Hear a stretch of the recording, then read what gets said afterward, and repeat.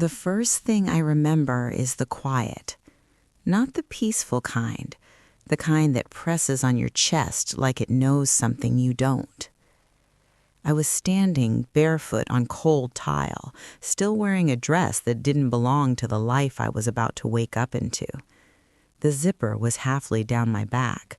One earring was missing. My phone lay face down on the counter, buzzing like it was nervous to interrupt. I had just said yes to a future I hadn't fully seen yet. Funny thing is, sometimes your body notices the lie before your heart does. I smiled that night. I laughed when people toasted. I hugged strangers who kept telling me how lucky I was, how everything looked perfect, how love like this was rare. But somewhere between the clinking glasses and the forced photos, a crack opened up. Quiet, thin, almost polite. I ignored it, because that's what you do when you want something to be real badly enough. My name is Lena Moore, and the night everything fell apart didn't start with shouting or tears or slammed doors. It started with a pause that lasted just a second too long. We were alone for the first time all evening.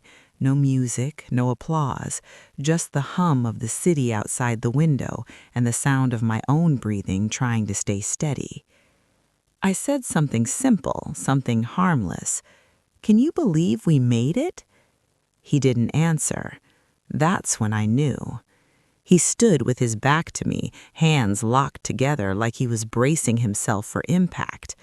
I remember noticing how stiff his shoulders looked, like someone preparing to deliver bad news in a language they didn't want to speak. I waited, smiled anyway, because that's what you do when you're scared. When he finally turned around, his face wasn't angry. It wasn't sad either. It was empty, and empty is worse. "I need to say something," he said. Those words don't sound dangerous, but they always are. Time slowed down in a strange way. The room felt bigger. My heartbeat felt louder. I remember thinking how unfair it was that the world didn't stop too. What he said next didn't come with drama, no raised voice, no shaking hands, just calm, clean, final. "I shouldn't have done this." That sentence landed harder than any scream ever could. I didn't cry, not right away.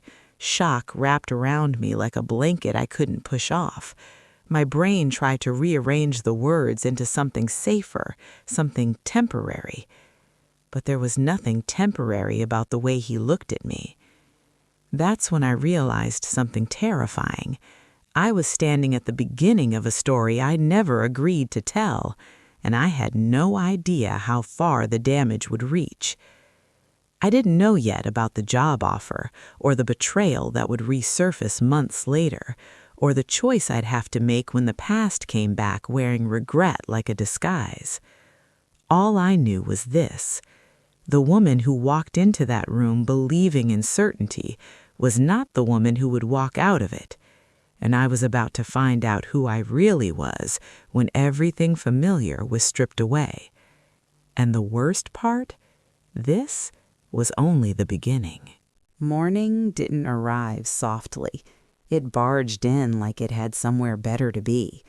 Light pushed through the curtains, too bright, too normal for what had happened just hours before. My dress was still on the chair where I dropped it. My shoes were by the door, scuffed at the toes, proof that the night was real, that I hadn't imagined any of it. I sat up slowly, like my body was afraid sudden movement might crack something open. The bed beside me was untouched. That detail hurt more than I expected. I checked my phone. No messages, no apologies, no explanations dressed up as concern. Just a couple of notifications from people posting photos from the wedding, already captioned with words like forever and fairy tale. I didn't open them. I showered longer than necessary, letting the water run hot until my skin turned pink, like maybe I could wash the memory off. I practiced breathing the way therapists tell you to, slow in, slower out, but it didn't land. When I finally stepped outside, the city was wide awake. People walking dogs, coffee shops opening, life moving forward like it always does. It felt personal. I went back to my old apartment, the one I'd planned to leave behind, the one I almost gave up because I thought I was upgrading my life. Turns out, it was waiting for me. The place smelled faintly like dust and vanilla candles. The radiator made that annoying clicking sound I'd always complained about. And for the first time since everything collapsed, I felt grounded. Not okay, just grounded. My sister showed up an hour later without asking. She took one look at my face and didn't ask questions either. She handed me coffee like it was a lifeline and sat beside me on the couch. "You don't have to explain yet," she said. That almost broke me. We sat there in silence until I finally spoke. Not about him, not about the words, just one sentence. "I don't know who I am without this." She squeezed my hand. "Then you get to find out." It sounded hopeful. I didn't feel hopeful. By Monday, I went back to work like nothing had happened. Same desk, same emails, same polite smiles. I learned quickly that pain doesn't excuse you from deadlines. But something shifted.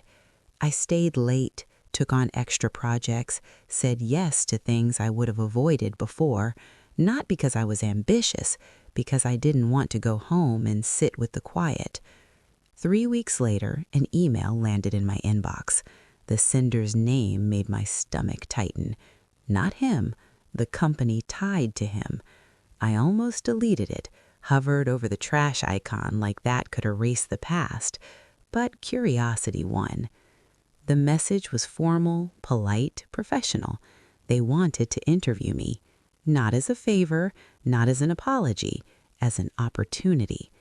I stared at the screen for a long time, heart thudding, mind racing.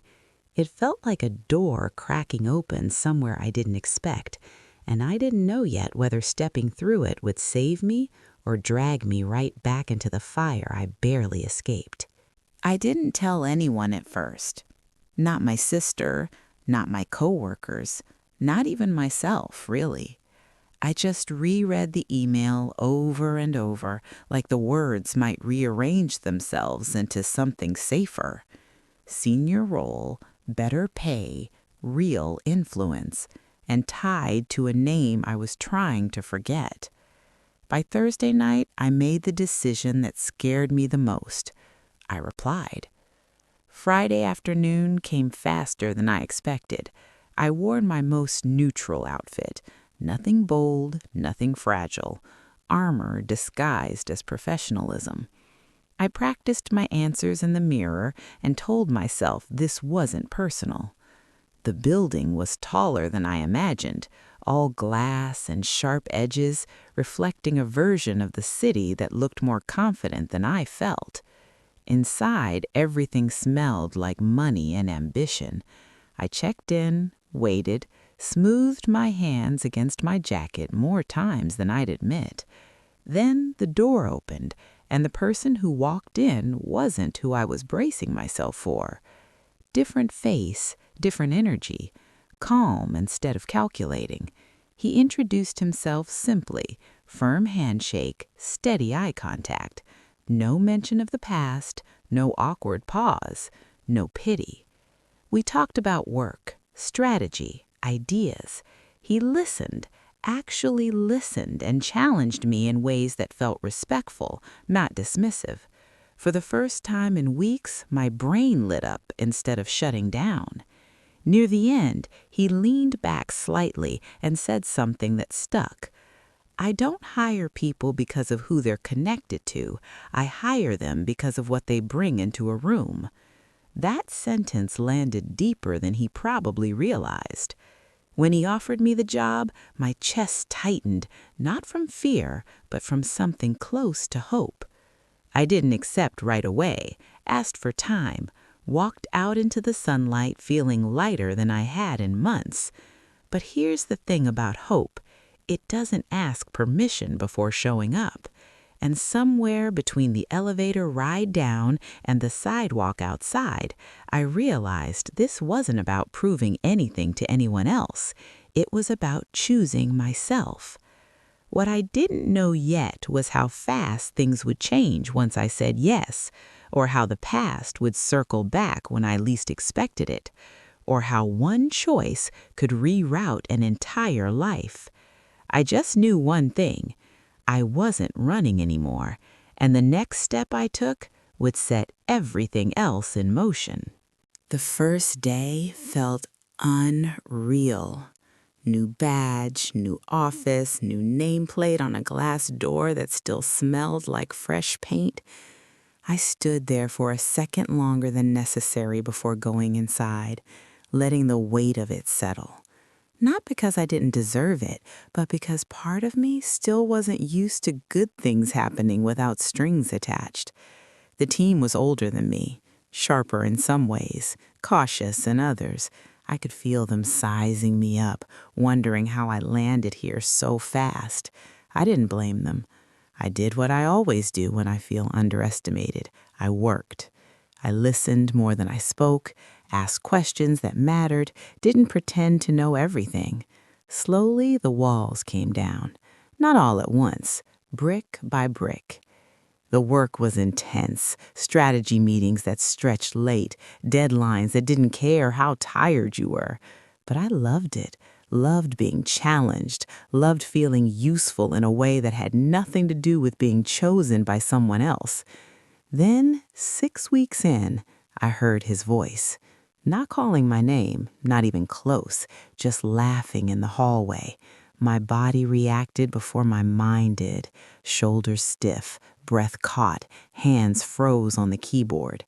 I hadn't seen him since that night, hadn't wanted to. When our eyes met through the glass wall, time did that thing again, slowed just enough to hurt. He walked toward my office. I didn't hide, didn't smile either. We exchanged words that sounded polite, but carried history like broken glass under the surface. He apologized. I accepted, not because it healed anything, but because I didn't want to carry the weight anymore. When he left, I realized something quietly powerful. Seeing him didn't undo me. The wound was closing, and I was finally letting it. The invitation came on a Wednesday. Formal, clean, high profile. A charity event. The kind with chandeliers and cameras and people pretending they weren't watching each other. I planned to decline. Then my boss asked if I'd attend with him as a representative of the company. Not a date, not a statement, just presence. I said yes. The night of the event, I wore a dress that felt like me, not the version shaped by expectations. Simple, confident, comfortable in my own skin. Walking into that ballroom felt like stepping into an echo. Same layout, different energy. I didn't let the memory win. We talked, we laughed, we danced, not like a performance, but like two people enjoying the moment. Somewhere between the music and the low lights, I realized something unexpected. I felt safe. Then I saw them, across the room, together, perfect in that manufactured way that looks good from far away. For a split second, the old ache stirred. Then my boss's hand rested lightly at my back, not possessive, not protective, just there. And I understood. I wasn't standing alone this time. When my past approached, I didn't shrink, didn't flinch. I held my ground, voice steady, heart calm. The conversation ended without fireworks, but as we walked away, I felt lighter than I had in years. Because sometimes closure doesn't come from answers. Sometimes it comes from realizing you don't need them anymore. And that night, under lights that once witnessed my worst moment, I quietly stepped into a better chapter without looking back. Something changed after that night. Not loudly, not all at once. It was subtle, like when the weather turns and you don't realize it until you're reaching for a jacket you didn't need yesterday. Work stayed busy, deadlines kept coming, meetings filled my calendar, but there was a new rhythm underneath it all, steady, grounding. I caught myself laughing more, real laughs, the kind that sneak up on you and surprise you mid-sentence. And then there was Evan. That's his name. I hadn't said it out loud yet, not in a way that meant something. He never crossed lines, never rushed, never assumed. He treated me like a partner at work first, ideas bouncing back and forth, respectful disagreements, shared wins. But there were moments, small ones, coffee appearing on my desk on long mornings, a text checking in after a brutal presentation. The way he looked at me when I spoke, like my words mattered. It scared me more than I expected, not because of him, because of what it meant. I had promised myself I wouldn't fall into anything again, wouldn't mistake safety for love, wouldn't confuse admiration with attachment. So I pulled back, worked later, kept conversations professional, laughed things off when they felt too close. Evan noticed. He didn't push.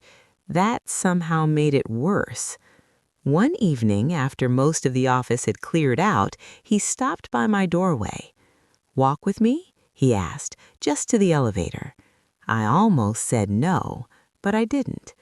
We stood waiting, the silence not awkward, just full. "I want to say something," he said carefully, "and you can shut it down if you want. No weirdness after." I nodded, heart already speeding up. "I respect you, your work, your strength, and I know you've been through something that changed you. I'm not here to fix anything. I just want you to know I see you." The elevator doors opened. I stepped inside without answering, because part of me wanted to believe him, and part of me was terrified of what believing again could cost. Almost is heavier than no. No has edges. Almost just hangs there. Days passed, then weeks. Nothing happened, and everything did. We kept things normal on the surface, meetings, emails, strategy sessions, but under it all there was awareness, a quiet current neither of us named. I told myself I was being careful, mature, smart, but late at night, alone in my apartment, I replayed moments.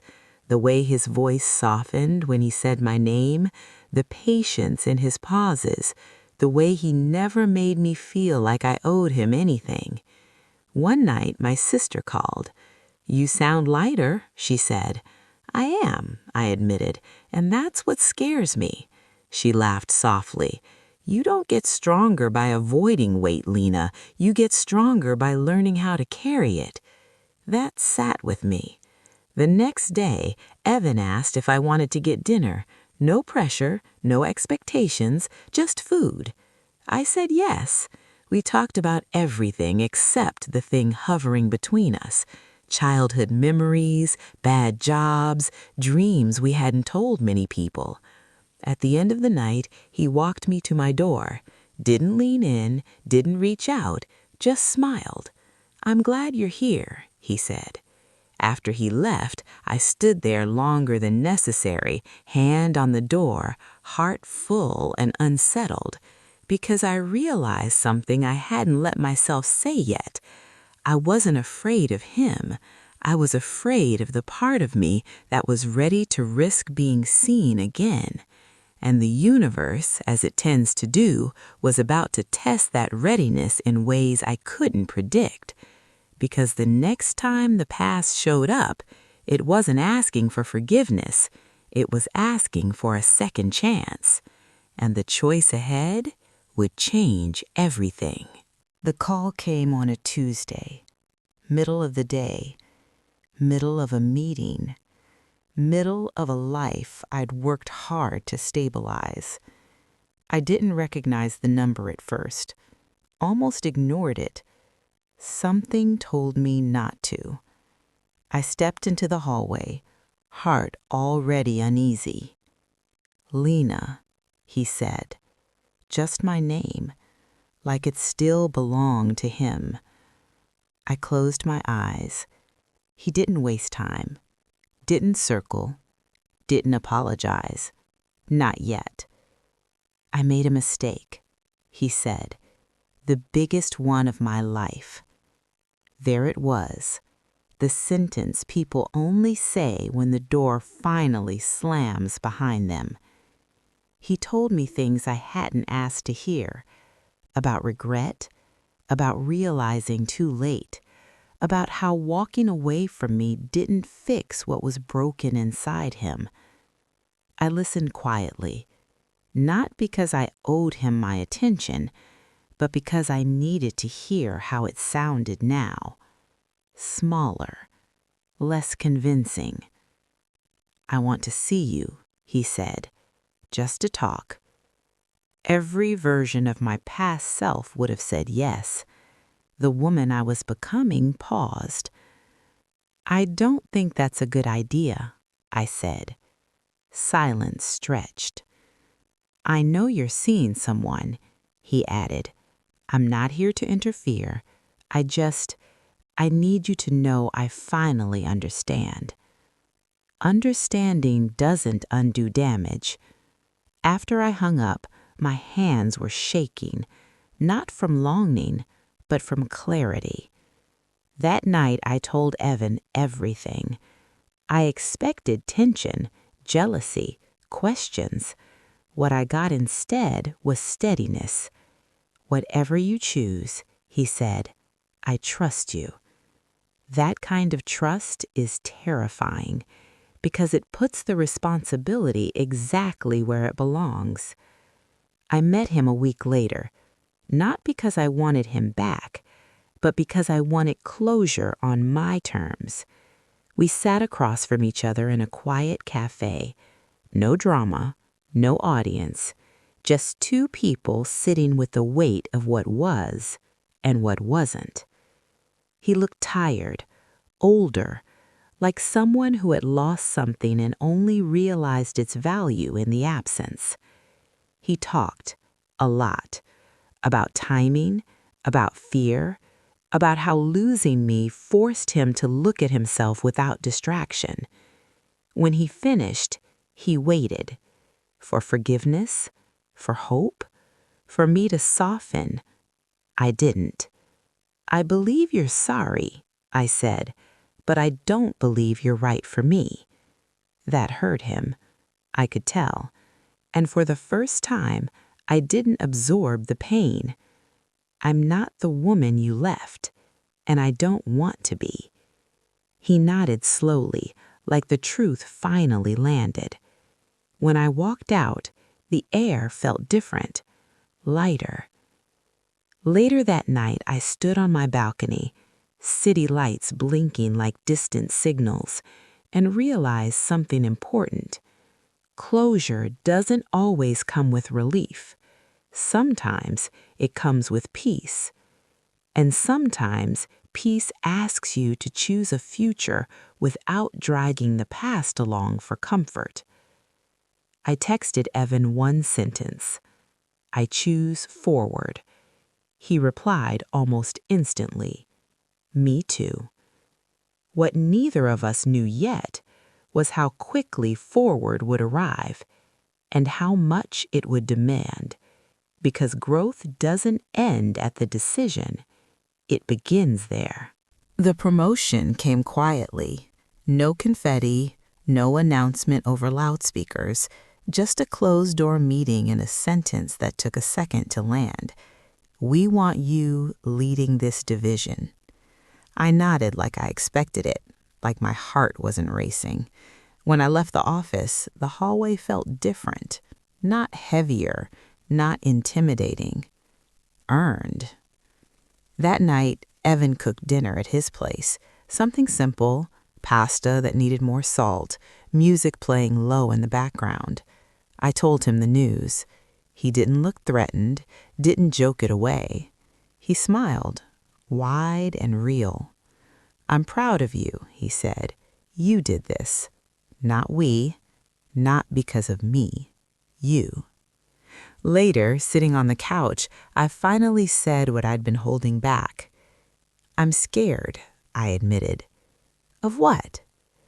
"Of losing this version of myself, of choosing love and somehow shrinking again." He didn't rush to answer. "You won't," he said finally. "Not with me. I don't want to be your center. I want to walk next to you." That should have comforted me. Instead, it made something else surface. Because the truth was, I wasn't afraid of shrinking. I was afraid of outgrowing him. And I hated myself for even thinking it. Winter came gently. Snow instead of storms. Life felt stable. Good. Almost too good. Then Evan asked me to move in. Not with a speech, not with pressure. Just a question one evening while we were folding laundry. "No rush," he said. "Just something to think about." I didn't answer right away. That night, lying alone, I stared at the ceiling and felt something unexpected. Grief. For the woman I used to be. For the version of love that burned fast and loud and didn't last. For the part of me that still equated intensity with meaning. Moving in wasn't about commitment, it was about trust. And trust asks you to bring your whole self, not just the healed parts. The next morning, I stood in front of the mirror and asked myself something I'd avoided for a long time. If no one was watching, what would I choose? The answer surprised me with how calm it felt. That evening, I told him yes, not because I needed him, because I wanted to build something steady. But life has a way of testing your clarity, and just when I thought the hardest choices were behind me, the past sent one final echo. Not a phone call, not a message, a letter, handwritten, waiting on my desk, and the name on the envelope made my chest tighten in a way I hadn't felt in months. I didn't open it right away. I set it on the corner of my desk and finished my work like it wasn't there, like the past hadn't found a new way to reach me. But paper has weight, and silence has volume. When I finally unfolded it, the handwriting was familiar, careful, controlled, almost too neat. The words inside were different from what I expected. No apologies, no declarations, no asking for anything, just honesty. He wrote about leaving the city, about stepping away from the life that kept him distracted, about finally understanding that love wasn't something you chase when everything else fails. It's something you protect before it breaks. "I'm not writing to change your mind," the letter said. "I'm writing because you deserved the truth without an agenda." That line hit harder than all the speeches he'd ever given me. At the end, he wished me well, truly. No signature flourish, no attempt to reopen a door. I folded the letter slowly, and for the first time since everything ended, I felt compassion without attachment. That's when I knew I had already moved on. That night, I told Evan about the letter, read it out loud, watched his face carefully. He didn't tense, didn't interrupt. When I finished, he reached for my hand. "How do you feel?" he asked. I thought about it. "Done," I said, and I meant it. Moving in wasn't dramatic. Boxes labeled badly, pizza on the floor because we couldn't find plates, but somewhere between unpacking books and arguing over where the couch should go, something settled. Peace. Not the kind that comes from avoiding conflict, the kind that comes from alignment. Work got busier, bigger responsibilities, bigger rooms, bigger decisions, but I didn't feel smaller. I felt expanded. One evening, months later, Evan came home early, nervous energy trailing behind him like static. He didn't kneel, didn't plan a moment. He just said, "I don't want a future where you're not choosing this with me." I didn't answer right away. I thought about the woman on the cold tile floor, about the girl who thought love had to hurt to matter, about the version of me that disappeared into someone else's certainty. Then I looked at the man in front of me, steady, honest, patient. "I choose this," I said, "and I choose myself inside it." His smile said everything. A year later, I stood at the window of our apartment watching the city breathe at night.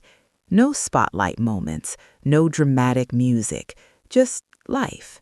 We didn't rush into anything. We built slowly, on purpose, with conversations instead of promises made too fast.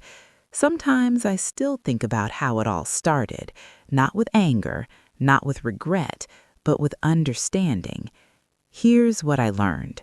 Love doesn't announce itself with fireworks. It shows up consistently, quietly, with room for you to grow. The worst night of my life didn't ruin me. It introduced me to myself.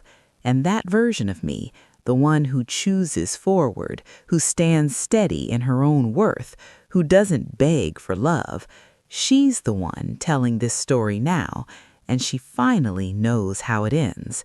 Not with a bang, but with peace. Thank you for listening to our journey. If this story touched you, please like and subscribe so you don't miss the next one.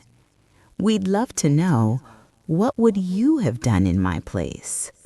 Tell us in the comments.